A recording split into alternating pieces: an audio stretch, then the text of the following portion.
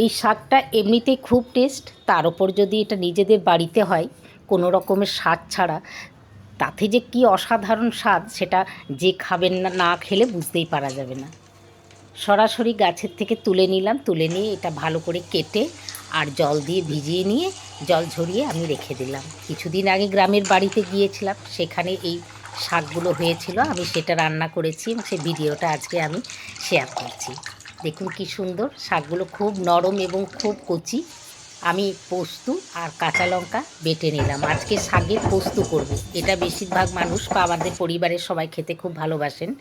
আমি পাত্র বসিয়ে একটু সর্ষের তেল দিয়ে গরম তেলটাতে মধ্যে শাকগুলো আমি দিয়ে দিলাম, একটু ঢাকা দিয়ে দিলাম।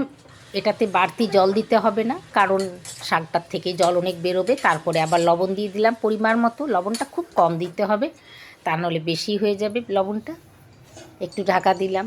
শাক এমনিতে খুব নরম, তাই খুব তাড়াতাড়ি, খুব চটজলদি রান্না। আর ওই পোস্ত কাঁচা লঙ্কা বেটেছিলাম সেটা দিয়ে দিলাম, ঠিক সেদ্ধ হওয়ার পরে দিতে হবে, তাহলে পোস্তর গন্ধটা খুব থাকবে সুন্দর। দেখুন হয়ে গেছে, গরম ভাতে একদম চটপট খেয়ে নিলেই হলো। আজ এই পর্যন্ত, নমস্কার।